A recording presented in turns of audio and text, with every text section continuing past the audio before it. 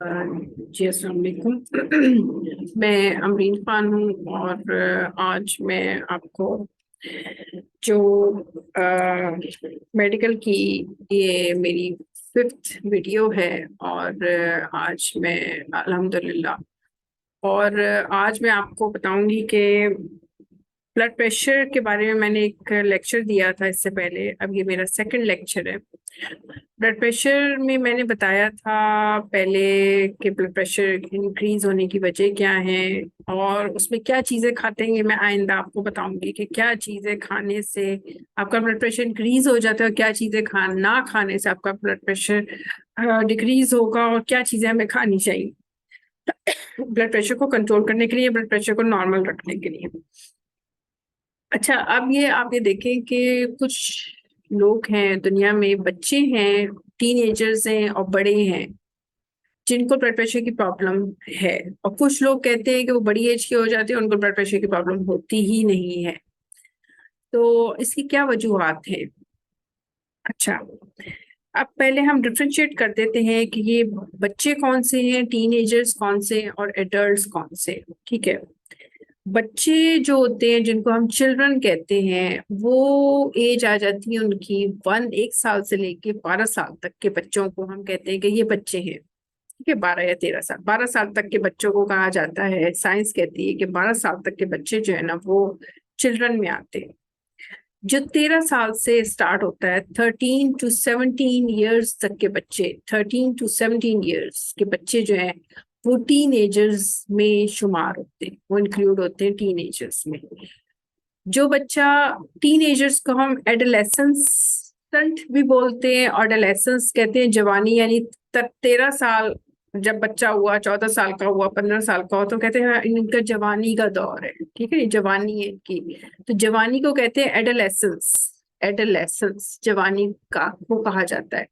तो जो इन बच्चों को जो जवानी के दौर से गुजर रहे होते हैं, 13 साल, 14 साल, 15 साल, अप टू 17 ईयर्स तक के बच्चे जो हैं उनको एडोलेसेंट भी बोलते हैं। एडोलेसेंस जवानी और एडोलेसेंट, इनकी ये जवान होते हुए बच्चों को कहते हैं एडोलेसेंट या टीन एजर्स। इनके दो नाम है, टीन एजर्स या फिर एडोलेसेंट। अच्छा, ये हो गए 17 साल तक के बच्चे। जब बच्चा 18 साल का होता है तो उसको कहा जाता है कि अब इसका आईडी कार्ड बनवाओ, इसका ड्राइविंग लाइसेंस बन सकता है। अगर ये ड्राइविंग करना चाहता है, इसका ड्राइविंग लाइसेंस बने 18 साल की एज में, इसका आईडी कार्ड बन जाए। तो इन बच्चों को कहते हैं कि अब ये बड़ा बच्चा जवान हो गया, बालिग हो गया, माइनर नहीं रहा, मेजर हो गया। माइनर नहीं रहा, मेजर हो गया। तो इसका फिर हम इसको एडल्ट में शुमार करते हैं, यानी कि 18 साल के बच्चे से लेके 19 साल, 20 और 21, अप टू ईयर्स जितने भी साल के होते हैं बड़े, उनको वो एडल्ट्स में शुमार हो जाते हैं, जो कि 18 साल से स्टार्टिंग है एडल्ट की।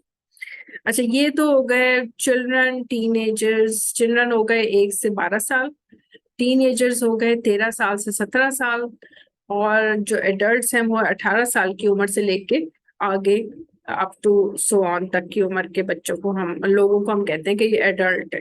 ठीक है। अच्छा, अब हम आते हैं कि इनमें जो ब्लड प्रेशर है बच्चों में, खास तौर पे, बड़े तो लोगों में हो जाता है ब्लड प्रेशर एज के साथ साथ, आफ्टर 35 ईयर्स या आफ्टर 40 ईयर्स उनको ब्लड प्रेशर की प्रॉब्लम स्टार्ट हो जाती है, पूरी दुनिया के लोगों को, मेजोरिटी लोगों को। बच्चों में जो ब्लड प्रेशर की प्रॉब्लम्स हैं बच्चों में, यानी कि जो टीनेजर्स, टीन बच्चे, children 1 to 12 years and teenagers 13 to 17 years, उनमें ब्लड प्रेशर की प्रॉब्लम क्यों है? क्या वजह है कि उन बच्चों को भी ब्लड प्रेशर की प्रॉब्लम होती है? एक तो ये कि वो बच्चे मोटे होते हैं, ओबेसिटी है, बर्गर्स खाते हैं, पिज्जाज खाते हैं, फास्ट फूड खाने में, कोक्स पीते हैं, सॉफ्ट ड्रिंक्स पीते हैं, उसकी वजह से वो मोटापा उनके ऊपर इतना चढ़ जाता है कि उसकी वजह से उनको ब्लड प्रेशर की प्रॉब्लम्स हो जाती है। एक तो ये बात है। अपने बच्चों को दरमियाना खिलाएं, घर की चीजें बना के ज्यादा खिलाएं, ना कि आप फास्ट फूड और सॉफ्ट ड्रिंक्स में और जूसेस पिलाने में आप लग जाएं बच्चों को। ठीक है। फिश, जब सर्दी आए तो उनको फिश खिलाएं, उनको चाइनीज खाने खिलाएं, बजाय ये कि आप उनको फास्ट फूड, और खुद भी आप वही चीजें खाते हैं फास्ट फूड वगैरह और बच्चों को भी वही खिलाते हैं। तो सारे लोग इकट्ठे सभी मोटे हो जाते हैं, बच्चा भी मोटे हैं और बड़े भी मोटे हैं। तो ये नहीं होना चाहिए। कोलेस्ट्रॉल आपका बढ़ जाता है, स्पाइसी चीजें भी खाते हैं, सॉल्टी चीजें भी खाते हैं और फिर मीठी चीजें भी खाते हैं। सॉफ्ट ड्रिंक्स खाएं तो आप समझ लें कि आपने मीठा बहुत खा लिया अगर आपने सॉफ्ट ड्रिंक पी ली, कोक्स पी ली। और ये जो एनर्जी ड्रिंक्स हैं और ये जो जूसेस वगैरह हैं, वो अगर आपने पी लिया तो समझ लें आपने चीनी बहुत खा ली। लोग कहते हैं हम चीनी नहीं खाते लेकिन वो कोक पी लेते हैं, तो वो कोक पीना ही उनके लिए वो मीठी चीज खाने के बराबर हो, बल्कि उससे ज्यादा है। ठीक है। अच्छा, कुछ लोगों में एक तो वो स्मोकिंग करते हैं, कुछ बच्चे छोटी उम्र में ही आफ्टर 13 14 या 15 साल के बच्चे हैं वो स्मोकिंग स्टार्ट कर देते हैं, तो उनमें भी ब्लड प्रेशर की प्रॉब्लम हो जाती है। ठीक है। ड्रिंक करना, कुछ बच्चे जो है वो ड्रिंक करना शुरू कर देते हैं, उनमें भी ब्लड प्रेशर की प्रॉब्लम हो जाती है। अपने बच्चों पर ध्यान दें, खासतौर पर लड़कों पे बहुत ज्यादा ध्यान दें। लड़कों में ब्लड प्रेशर की प्रॉब्लम ज्यादा है पूरी दुनिया में एज कम्पेयर टू फीमेल्स में। छोटे बच्चे जो होते हैं लड़के, उनमें ब्लड प्रेशर की प्रॉब्लम ज्यादा होती है एज कम्पेयर टू फीमेल्स। तो छोटे बच्चे जो है लड़के, उनमें उनका आप खास तौर पर ध्यान दें। दूसरी बात ये क्या कि उनको कोई मेडिकल प्रॉब्लम है, कोई डिजीज है, मतलब हार्ट प्रॉब्लम है, डिजीज किडनी की प्रॉब्लम है, उससे भी उनका ब्लड प्रेशर हाई होगा। ठीक है। अगर उनको स्लीप डिसऑर्डर्स है, अगर सही तरह सोते नहीं है, क्योंकि 7 या 8 घंटे की नींद आपकी बहुत जरूरी है। अगर आप 7 8 घंटे आप नहीं सोते दिन में, तो समझ लें कि आपने सही तरह आपने नींद पूरी नहीं की। तो 7 घंटे या 8 घंटे या 10 घंटे या 12 घंटे की नींद जो है वो बहुत जरूरी है। छोटे बच्चों को ज्यादा सुलाना चाहिए। Excuse me. खास तौर पे देखिए, जब बच्चे की ग्रोथ की एज होती है, जो उसका कद लंबा हो रहा है, उसकी हर चीज की नशोनुमा हो रही है, तो आप उसको सोने ज्यादा दें, कम से कम 10 घंटे या 12 घंटे। वो अगर सो रहा है, छुट्टी है, सैटरडे है, दिन ऑफ है, तो आप उसको सोने पे उसको तवज्जो दें, उसको सोने दें, उसे उठाए नहीं, क्योंकि सोने से उसकी सेहत भी बेहतर होगी और उसका कद भी लंबा होगा। अच्छा। और अब ये तो हो गई इनकी जो बच्चों में प्रॉब्लम्स होती हैं। कुछ बच्चों में प्रॉब्लम्स हो जाती है ब्लड प्रेशर की, कुछ बच्चों में नहीं होती ब्लड प्रेशर की प्रॉब्लम। अच्छा। तो अब मैं अब आपको एक और बात बताऊंगी कि जो डीकंजेशन है, यानी कि कुछ लोगों को देखें उनकी नोज जो है वो बहुत फ्लू उनको हो जाता है, और कुछ लोगों को खांसी हो जाती है, और कुछ लोगों को होता है कोई एलर्जी हो जाती है। मतलब मुख्तलिफ लोगों के मुख्तलिफ प्रॉब्लम्स है। तो अगर फर्ज करें आपको फ्लू हो गया, फ्लू में ये कहते हैं कि मेरी नाक बंद है, मुझे फ्लू है, मुझसे बोला नहीं जा रहा, नाक में बोलना शुरू कर देते हैं, हाथ पे टिश्यू पकड़ा हुआ है, यानी कि उनको फ्लू फ्लू हो जाता है, बहुत जबरदस्त फ्लू हो जाता है। मुझे भी कुछ अर्से पहले फ्लू हो गया था, कुछ साल पहले भी मुझे फ्लू हो गया था। फ्लू किसी से आपको लग जाता है, बहुत आसानी से लगता है फ्लू। तो जिन लोगों को फ्लू हो उनसे आप थोड़ा सा बच के रहें। अपने हाथ, जब भी आप खाना खाएं, हाथ धो के कोई भी चीज खाएं, आप कोई भी चीज पकड़े इवन, तो यूज करें साबुन से जरूर हाथ धो के अपने हाथ खाने के लिए इस्तेमाल करें। जो ये फ्लू है उसे कहते हैं कि 15 दिन में ये फ्लू ऑटोमेटिकली खत्म हो जाता है। अगर आप कोई दवा नहीं भी लेंगे ना फ्लू की, तो ये फ्लू, अगर आप सिर्फ अपनी डाइट को बेहतर करें और पानी ज्यादा पिए, पानी ज्यादा पीने से, और डाइट को थोड़ा सलाद वगैरह खाएं। डाइट बेहतर करने का मतलब ये है कि आप सलाद खाएं, चाय पिए, और चाय पीने से, कॉफी पी रहे, अगर सर्दी है या कुछ, अगर कॉफी का आपका मूड हो रहा है, कॉफी पी लें जो शानदार पी लें। पानी ज्यादा पिए, पानी पीने से होगा कि जो फ्लू है वो ऑटोमेटिकली 15 दिन में बिल्कुल ही आपका गायब हो जाएगा फ्लू। ठीक है। कुछ लोग जैसे उनको फ्लू स्टार्ट होता है, वो बजाय डाइट को करने के लिए फौरन दवाओं पर आते हैं, दवाएं इस्तेमाल करनी है, तो डीकंजेस्टेंट जो होते हैं उनको ये यूज होते हैं फ्लू में। ठीक है। अच्छा, ये जो डी फ्लू में इस्तेमाल होने वाली दवाएं हैं ना, ये आपके ब्लड प्रेशर को इंक्रीज करती है। तो जब आपको ब्लड प्रेशर की भी प्रॉब्लम हो, तो आप डॉक्टर से पूछ लें कि मुझे क्योंकि फ्लू हो गया और मुझे ब्लड प्रेशर की भी प्रॉब्लम है, तो मुझे कोई ऐसी दवा दें, ऐसा आप सिरप दें जो मेरे ब्लड प्रेशर को इंक्रीज ना करे। ठीक है। या ऐसे इंटरवल्स पे खाएं जिसमें इन दोनों मेडिसिन में इंटरेक्शन ना हो, क्योंकि ये जो डीकंजेस्टेंट होते हैं, डीकंजेस्टेंट जो होते हैं, यानी कि जो फ्लू को ठीक करते हैं, आपकी जो ब्लॉक नोज है उसको आप रिलीज करते हैं, तो ये जो है ये ब्लड प्रेशर को भी इंक्रीज करते हैं। और ये ब्लड प्रेशर की जो दवाएं आप खाते हैं, अगर वो भी आपने खाई है और ये भी खाई, तो दोनों में एक दूसरे में रिएक्शन होता है, इंटरेक्शन होता है दोनों। तो ऐसे खाएं कि अगर ब्लड प्रेशर की दवा खाई है तो वो ना खाएं, अगर वो खाई है तो ब्लड प्रेशर की दवा उस टाइम पे मत लें। पहली बात। दूसरी बात ये है कि डॉक्टर को बता देंगे मुझे ब्लड प्रेशर की प्रॉब्लम है, तब मुझे ऐसा आप सिरप दें मेरी नाक के लिए, ऐसी मुझे दवा दें जो कि मेरे ब्लड प्रेशर को इंक्रीज ना करे। ठीक है, इंक्रीज ही ना करे मेरे ब्लड प्रेशर को, क्योंकि मुझे ब्लड प्रेशर की प्रॉब्लम है, ये आप डॉक्टर को बता दें। अच्छा, ये जो अगर आपको कोई एलर्जी हो गई है, सपोज स्किन की एलर्जी हो गई है, खांस बहुत छींकें आनी शुरू हो गई हैं, ठीक है, या आप कहते हैं वक्त तौर पे आपको सर में दर्द हो गया, कुछ भी हो गया, तो आप कहते हैं कि आपको तुम्हें एलर्जी हो गई, छींकें बहुत आ रही हैं, जुकाम शुरू हो गया, कहते हैं तुम्हें फ्लू भी हो गया, तुम्हें एलर्जी भी हो गई है, तो आप एंटी हिस्टामीन लेते हैं।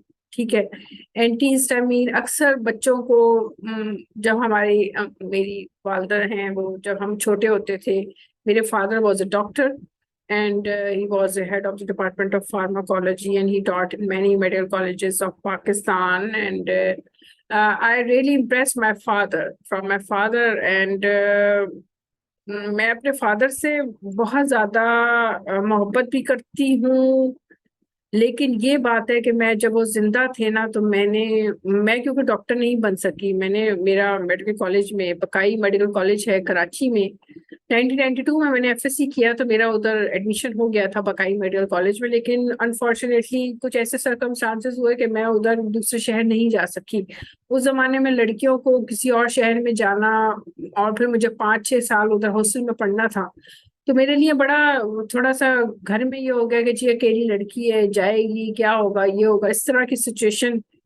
और फिर कुछ ऐसे रिलेटिव्स में भी कुछ ऐसी बात हो गई, कुछ ऐसे, देखे किस्मत होती है इंसान में की कि वो अल्लाह ने उसको क्या बनाना है, तो मेरे ऐसे हालात नहीं हो सके कि मैं उस जमाने में उधर कराची जाती, और कराची जाके मैं 5-6 साल हॉस्टल में रहती और पढ़ती। तो मैं इसलिए कराची नहीं गई, बकाई मेडिकल में मेरा एडमिशन नहीं हुआ, जबकि प्रिंसिपल ने वहाँ के मुझे बुलाया था। प्रिंसिपल ने कहा था कि इसका एडमिशन हो जाएगा, और इसको आप, मेरे father was a class fellow of this principle, तो मेरे मेरे फादर को उन्होंने कहा था कि इसको भेज दे, इसका एडमिशन हो जाएगा इन मार्क्स पर। 1992 की बात है ये। और तो लेकिन मैं जा नहीं सकी, लेकिन इस वजह से मुझे मेरे फादर को डॉक्टर, मुझे मेडिकल की नॉलेज है। फादर ने सारी जिंदगी हमें पढ़ाया है। अनफॉर्चुनेटली 2-2.5 साल हो गए, पहले मेरे फादर की बीमार पड़े रहे, फिर उनकी डेथ हो गई। तो मैं अपने फादर को, मैं कहती हूँ मैं बचा क्यों नहीं सकी अपने फादर को। अगर मैं डॉक्टर होती तो शायद मैं अपने फादर को ज्यादा अच्छे तरीके से टेक केयर करती, और मैं उनको ज्यादा अच्छे तरीके से बचा सकती थी। तो ये जो छोटी छोटी मेडिकल नॉलेज है, ये आप ले, जरूरी नहीं कि आप हर बात के लिए डॉक्टर के पास पहुंच जाए कि मुझे ये बताओ, मुझे ये बताओ। डॉक्टर्स भी अक्सर ऐसे होते हैं कि जो नहीं बताते कुछ भी। आप डॉक्टर पे भरोसा मत करें, बहुत से ऐसे डॉक्टर्स होते हैं जो कि आप उनसे पूछेंगे, पीछे पड़े रहेंगे, तब वो आपको बताएंगे, वैसे वो चुप रहते हैं, कुछ नहीं बताते, दवा लिख के दे देंगे, आगे से कुछ नहीं बताएंगे, डिटेल नहीं बताते। डॉक्टर के पीछे हमेशा पड़े, और कभी किसी एक डॉक्टर से कंसल्ट मत करें, 3-4-5-6 डॉक्टर से कंसल्ट करें, लेकिन इलाज उस डॉक्टर से करवाएं जो आपका नोन डॉक्टर हो, आपका फैमिली डॉक्टर हो, या आप उस डॉक्टर को पहले से जानते हो कि ये बहुत अच्छा है और ये मेरा इलाज कर देगा या मेरे रिश्तेदार का इलाज कर देगा। ठीक है, तो ये बहुत इंपॉर्टेंट होता है कि आप एक अच्छे डॉक्टर से, जो आपका रिनोन हो, जिसपे आपको भरोसा और ट्रस्ट हो, उससे आप डॉक्टर के पास जाएं। ये हर डॉक्टर तो भरे पड़े हैं दुनिया में, हर डॉक्टर के पास जाने की जरूरत नहीं कि वो पीएचडी है या वो कुछ है या कुछ है, इसके पास मैं पहुंच जाऊं। ठीक है, हमेशा अच्छे और सिंसियर डॉक्टर, जिसका आप समझते हैं कि ये अच्छे तरीके से मेरा इलाज करेगा या मेरे रिश्तेदार का इलाज अच्छे तरीके से करेगा, उस डॉक्टर के पास आप जाएं। ये मैं आपको एक नसीहत है जो मैं आपको कर रही हूँ। अच्छा, अब देखिए, एंटी हिस्टामीन जो होती है, जिससे आप जो आपको कोई एलर्जी हो गई, इवन भेड़ वगैरह काट लेती है, कीड़े ने काट लिया, इवन कुछ भी हो गया, तो आप एंटी एलर्जी खा लेते हैं। चीखें आ रही है, एंटी एलर्जी खा ली, एंटी हिस्टामीन जिसको कहते हैं खा ली, जिसमें जर्टेक आ जाता है, पाकिस्तान में जर्टेक मौजूद है, और एबल है। मैं ज्यादा जर्टेक और एबल खाती हूँ, ठीक है। तो ये कभी हमारे ब्लड प्रेशर को इंक्रीज नहीं करते, ब्लड प्रेशर को इंक्रीज नहीं करते ब्लड प्रेशर को। लेकिन जब आप जर्टेक खाएं और जब आप ये एबल खाएं यानी एंटी हिस्टामिन खाएं, तो आप उसके साथ चाय मत पिए। कैफीन की कोई चीज आपने नहीं लेनी जिसके अंदर कैफीन हो। आप चाय मत पिए, कॉफी मत पिए, सॉफ्ट ड्रिंक्स मत पिए जिस टाइम पे आपने एंटी हिस्टामिन खाई है। यानी आपने जर्टेक खाए, आपने ये एबल ली है, तो आप ना खाएं। इसका असर ज्यादा 11-12 घंटे तक होता है। 11-12 घंटे के बाद इसका असर ऑटोमेटिकली खत्म हो जाता है। फिर आप चाय भी पी सकते हैं, सब कुछ पी सकते हैं, ठीक है। कम से कम 7-8 घंटे तो आप चाय को मत पिए जब आपने ये एंटी हिस्टामिन खाई है। लेकिन ये एंटी हिस्टामिन जो एंटी एलर्जी दवाएं होती है, जर्टेक है, एबल है, ये आपके ब्लड प्रेशर पे कोई इफेक्ट नहीं करती है, आराम से आप खा सकते हैं। जो एक सिर्फ दवा है जो कि ब्लड प्रेशर पे इंक्रीज करती है, जो कि हम आम रूटीन में हम लोग खाते भी हैं, बच्चों को भी खिलाते हैं, वो क्या है? एक्सपेक्टोरेंट, खांसी के सिरप। नहीं सॉरी, खांसी के सिरप नहीं, ये जो फ्लू को जो करते हैं ना, वो सिर्फ आपकी ब्लड प्रेशर को इंक्रीज करेगा। लेकिन जो एक्सपेक्टोरेंट है, यानी कि जो जो फ्लू वाला तो इंक्रीज करेगा, लेकिन जो खांसी का सिरप है वो आपके ब्लड प्रेशर को कभी भी इंक्रीज नहीं करेगा। खांसी का सिरप जिसको हम एक्सपेक्टोरेंट कहते हैं, चाहे आपको ड्राई खांसी हो, चाहे आपको बलगमी वाली खांसी है, वेट खांसी है, वेट कफ है या ड्राई कफ है, दोनों में जो एक्सपेक्ट्रेंट यूज होते हैं वो आपके ब्लड प्रेशर को कभी इंक्रीज नहीं करते। एक्सपेक्ट्रेंट कभी इंक्रीज नहीं करते ब्लड प्रेशर। एंटी हिस्टामीन कभी इंक्रीज नहीं करती ब्लड प्रेशर। सिर्फ और सिर्फ जो ब्लड प्रेशर को इंक्रीज करती हैं दवाएं, वो जो आप नोज के लिए इस्तेमाल करते हैं, यानी कि जो फ्लू में इस्तेमाल होती हैं दवाएं, डीकंजेस्टेंट जिसे बोलते हैं, कंजेशन होती है ना, तो उसको डी करता है, यानी कि कंजेशन को वो खत्म करता है, तो डीकंजेस्टेंट हो गया। डीकंजेस्टेंट्स जो होते हैं ना, ये आपके ब्लड प्रेशर को इंक्रीज करते हैं। तो जब भी आप फ्लू हो तो बेहतर है कि फ्लू में आप दवा अगर कोई लेते हैं तो डॉक्टर से आप कंसल्ट करें कि मैंने ये वाली दवा खानी है तो मेरा ब्लड प्रेशर इंक्रीज ना हो जाए, मुझे ऐसे सिरप दे, ऐसी दवा दे फ्लू के लिए जिससे मेरे ब्लड प्रेशर पे इफेक्ट ना हो, ब्लड प्रेशर इंक्रीज ना हो, ठीक है। तो मैंने आपको 3 चीजें मेन जो बताई, वो एक ये है डीकंजेस्टेंट, यानी कि फ्लू में दवाएं जो इस्तेमाल होती हैं वो ब्लड प्रेशर को इंक्रीज करती हैं, ठीक है। जो आपके खांसी में इस्तेमाल होती हैं, एक्सपेक्ट्रेंट जिसे कहते हैं, वो आपके ब्लड प्रेशर को इंक्रीज नहीं करती।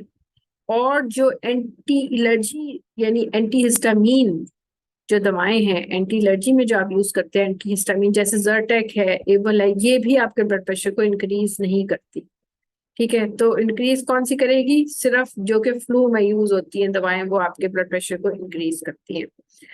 ये मेरा आज का लेक्चर है और इंशाल्लाह नेक्स्ट में मैं ब्लड प्रेशर पे ही कंटिन्यू करूंगी, क्योंकि ब्लड प्रेशर एक ऐसा प्रॉब्लम है जो कि सारी जिंदगी लोगों के साथ चलता रहता है, और इसको कंट्रोल करना, और इसके बड़े बड़े ये एक साइलेंट किलर है, जो ब्लड प्रेशर है ना, एक साइलेंट किलर है।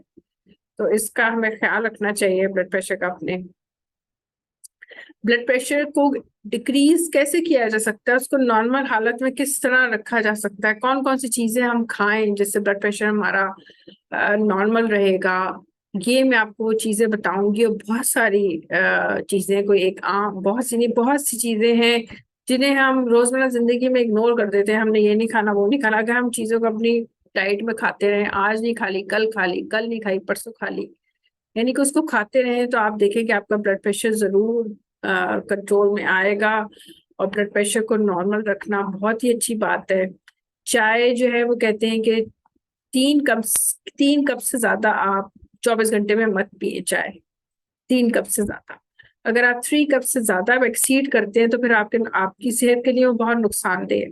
और चाय हमेशा एम्प्टी स्टमक में पीनी चाहिए। चाय जब आप देखें कि आपका खाना बिल्कुल हजम हो गया है और आपकी बॉडी को वो सारे विटामिन्स, या अगर आपने कोई फल खाए हैं तो वो सारे उसकी वो फल हजम हो गया, आपके मैदे से निकल गया, खाना आपके मैदे से निकल गया, जो भी विटामिन्स आपने लेने थे वो आपकी बॉडी को मिल गए, ठीक है।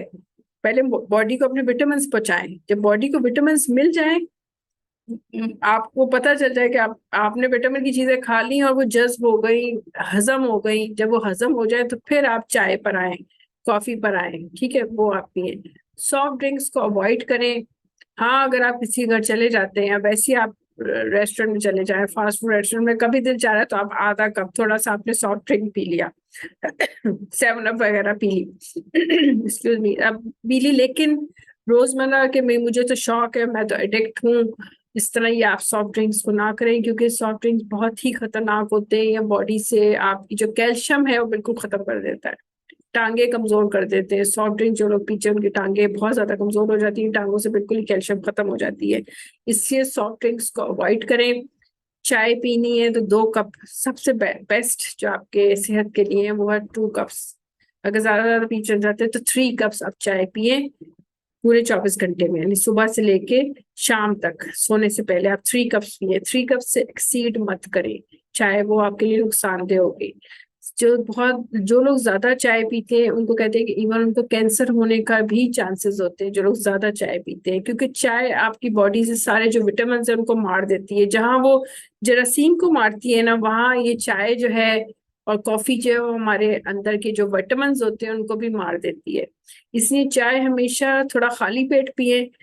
जब आपका खाना हजम हो गया, आप देखेंगे आपको भूख स्टार्ट हो गई है, और शाम का टाइम है या सुबह सुबह कुछ लोग बेड टी भी लेते हैं, तो या 11 बजे चाय पीते हैं लोग, 12 बजे चाय पीते हैं। ऑफिस में ज्यादातर 11 बजे 12 बजे चाय पी जाती है, तो वो ये होता है कि वो नाश्ता उनका हजम हो जाता है तभी वो लोग चाय पीते हैं, ठीक है ना, 11-12 बजे दिन के। और या फिर वो शाम को चाय पी जाती है। तो 2 टाइम पे चाय बहुत अच्छी होती है, सेहत के लिए बेहतर होती है, आपको फायदा होगा, आपके हार्ट के लिए फायदा होगा, क्योंकि चाय जो उसके अपने फायदे भी बहुत हैं। हार्ट अटैक, हार्ट स्ट्रोक को रोकती है, और मुख्तलिफ जुकाम वगैरह, खांसी उसको ठीक करती है, गले को ठीक करती है, आपका सर दर्द हो उसमें ठीक करती है चाय। तो चाय की अपनी अफादियत भी है, लेकिन चाय कहते हैं ना कि किसी चीज की भी ज्यादती जो है वो नुकसानदेह होती है। आप, अल्लाह ने कहा है कि इत्तेदाल, आप हर चीज में आप एक मॉडरेट लेवल पे आप अपनी लाइफ स्टाइल रखें, मॉडरेट लेवल पे, उससे उससे एक्सीड मत करें, ठीक है, इत्तेदाल इख्तियार करें अपनी अपनी लाइफ में, अपनी हर खाने पीने, इवन अपने बोल चाल में, अपने खाने पीने, अपने रहने सहने में भी इत्तेदाल को अपनाएं, ठीक है। यही आपकी कामयाबी का राज है। जो लोग इत्तेदाल में हर चीज करते हैं, इत्तेदाल में बोलते हैं, इत्तेदाल में हर चीज मॉडरेट लेवल पे जो लोग हर चीज अपनाते हैं, वही लोग कामयाब होते हैं, वही लोग सेहतमंद भी रहते हैं, उन्हीं लोगों की लंबी उम्र भी होती है।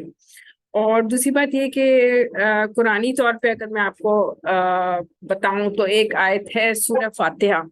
सूरह फातिहा को आप दिन में 41 टाइम्स जरूर पढ़ें, इससे आपको सुकून भी हासिल होगा। वजीफा कर लें 41 टाइम्स सूरह फातिहा का, उससे आपको सुकून भी हासिल होगा। और दूसरी बात ये है कि सूरह फातिहा के लिए कहते हैं कि ये आयत शफा है। इवन किसी के खतरनाक कीड़े ने काट लिया है, जानवर ने काट लिया, सांप ने काट लिया, या किसी को जहर दिया गया है, तो उसके ऊपर आपको पता चल जाएगा इसको जहर दिया गया है या इसको सांप ने काट लिया, तो उसके ऊपर आप सूरह फातिहा पढ़ पढ़ के फूंकते रहें। सूरह फातिहा जब आप उसके ऊपर पढ़ पढ़ के फूंकते रहेंगे तो एक टाइम आएगा, कुछ ही टाइम्स आप पढ़ेंगे तो आप देखेंगे कि उस जो जहर का असर है या उसकी जो तबीयत है उस मरीज की, शख्स की बेहतर होती चली जा रही है, क्योंकि सूरह फातिहा में शफा है।